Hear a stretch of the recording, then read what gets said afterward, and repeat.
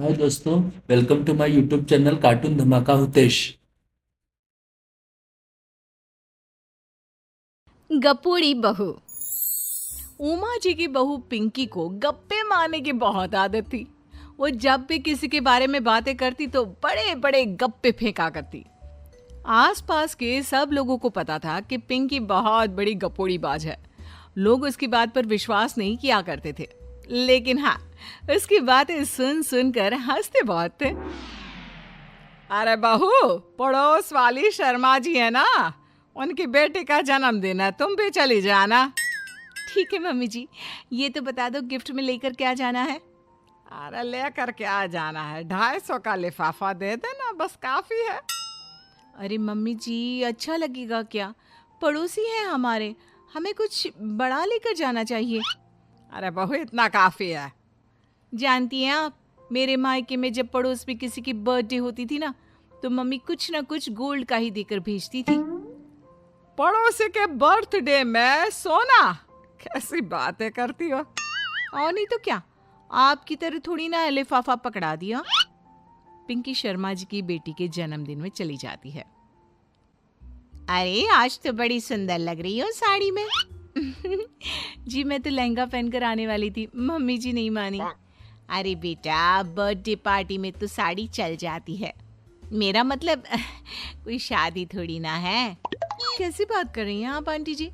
मेरे मायके में तो छोटे छोटे फंक्शन भी हम लोग लहंगा बनवाते थे बुटीक से, डिजाइन करवा कर।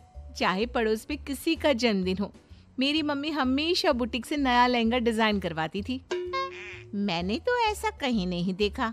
ये तो तुमने आज बड़े कमाल की बात बताई। अरे जाने दीजिए, कोई बात नहीं। और बताइए, आपकी बेटी नजर नहीं आ रही। अरे भाभी, मैं यहाँ हूँ। ये देखिए मेरा ड्रेस कैसा लग रहा है। ठीक ही है, मतलब बर्थडे के हिसाब से थोड़ा हल्का है ना। अरे भाभी, इतना सुंदर गाउन पहना है मैंने। मैं ना शादी से पहले अपने बर्थडे पर हमेशा जरी वाला लहंगा पहना करती थी। यही मैं तुम्हारी मम्मी को भी बता रही थी। इसके बाद केक काटने का प्रोग्राम शुरू होता है। सब लोग इकट्ठे हो जाते हैं। शर्मा जी की बेटी का केक देखकर पिंकी से रहा नहीं जाता। उसके अंदर का गपोड़ी बाज बाहर निकल कर आ जाता है। अरे इतना छोटा सा केक! अरे बेटा, मेहमानों के हिसाब से ही है, जितने लोग इतना बड़ा केक। आंटी जी, कम से कम 4 या 5 मंजिल वाला केक तो बनाना चाहिए था। आपकी बेटी का बर्थडे रोज रोज थोड़ी ना आता है। मेरे बर्थडे पर हमेशा पापा 4 केक बनवाते थे। सारे केक 4-4 मंजिल के होते थे। वहां पर सारे लोग उमा जी के मोहल्ले के ही थे और वो पिंकी के गप्पे मारने की आदत से अच्छी तरह वाकिफ थे। इसलिए सब लोग उसकी बात सुनकर हंसने लगे, लेकिन किसी ने पिंकी से कुछ नहीं कहा। एक दिन सुबह सुबह पिंकी ने अपनी सास से कहा, मम्मी जी, मेरे मम्मी पापा मुझसे मिलने के लिए यहाँ आ रहे हैं। अरे वाह, ये तो बहुत अच्छी बात है। उनके आने की तैयारी करो, अच्छा अच्छा खाना बनाओ। वैसे कब तक आएंगे? मम्मी जी फ्लाइट से आ रहे हैं, कल शाम को 4 बजे की फ्लाइट है। फ्लाइट? लेकिन बेटा, तेरा मायका तो यहाँ से 2 घंटे की दूरी पर है। तेरे मम्मी पापा फ्लाइट से कब से आने लगे? अरे मम्मी जी, आपको पता नहीं है, मेरे मम्मी पापा ना आधे घंटे की दूरी के लिए भी फ्लाइट का टिकट बुक करवाती है। अरे गप्पे थोड़े कम मारा करो बहू। कोई फ्लाइट से तब आएगा ना जब यहाँ पर एयरपोर्ट होगा। तुम्हारी मम्मी क्या उड़कर आएगी घर में? अरे हाँ मम्मी जी, मैं तो भूल ही गई थी। वो क्या ना, मेरे मम्मी पापा हमेशा फ्लाइट से ही ट्रैवल करते हैं, तो मेरे दिमाग से ही निकल गया था।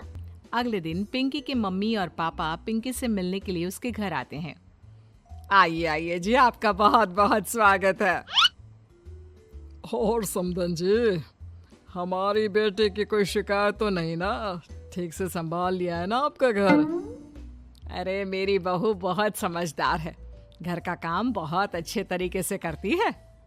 बस थोड़ा ज्यादा बोलने की आदत है उसे, आपको परेशान करती होगी ना। बात तो आपकी सही है, उसकी थोड़ा ज्यादा नहीं बहुत ज्यादा बोलने की आदत है। लेकिन कोई बात नहीं, आपकी बेटी दिल की बहुत अच्छी है, बस थोड़ा बोलती ही तो ज्यादा है। पिंकी बेटा, इधर आओ, देखो तुम्हारे मम्मी पापा आए हैं, तुमने इनके लिए खाना तो बना लिया ना? वो क्या है ना मम्मी जी, आपसे एक बात कहनी थी। हाँ हाँ बोलो बहू, क्या बात है? डरने की कोई जरूरत नहीं। वो मम्मी जी, मैंने सोचा मम्मी पापा आए हैं तो खाना बाहर से मंगवा लेती हूँ। अरे कोई बात नहीं बेटा, वैसे भी तुम किचन में काम करने लग जाती तो अपने मम्मी पापा से बात कब करती। बहुत अच्छा किया। अब तुम अपने मम्मी पापा के साथ बैठकर आराम से बात करो, मैं अंदर जाती हूँ। शाम का वक्त जैसे ही दरवाजे की घंटी बजी, 3-4 लोग हाथों में खाने की बहुत सारे पैकेट लेकर उमा जी के घर पहुंच गए। अरे भाई कौन है आप लोग? लगता है गलत पते पर आ गए। नहीं नहीं माँ जी, हम तो खाने का ऑर्डर डिलीवर करने आए हैं, यहीं से बुकिंग मिली थी। अरे नहीं नहीं, आपको कोई गलत फहमी हुई है। हमारे यहाँ तो 2 ही मेहमान आए हैं। आपके हाथ के पैकेट देखकर लगता है इसमें 50 लोगों का खाना है। माँ जी, आपने सही समझा, खाना तो इसमें 50 लोगों का ही है, क्योंकि हमें ऑर्डर यहीं से 50 लोगों का मिला है। अरे लेकिन इतना सारा खाना, कहीं मेरी बहू ने अपनी गप मारने की आदत के चलते ऐसा तो नहीं कर दिया? ये खाना आप रख लीजिए और हमें हमारे पैसे दे दीजिए। अच्छा, वैसे कितने का बिल बना है?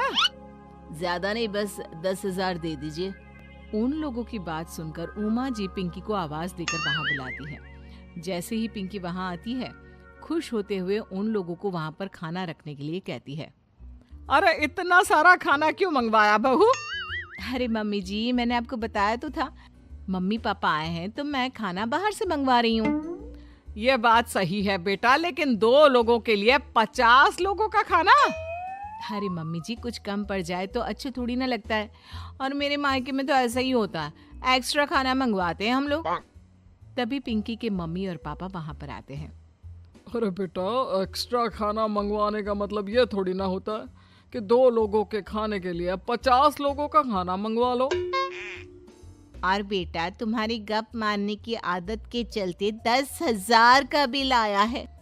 तुम्हें नहीं लगता ये गलत है? देखो बहू, बढ़ा चढ़ाकर बातें करना अपनी जगह, लेकिन इतनी बड़ी बड़ी फेंकना भी गलत है ना।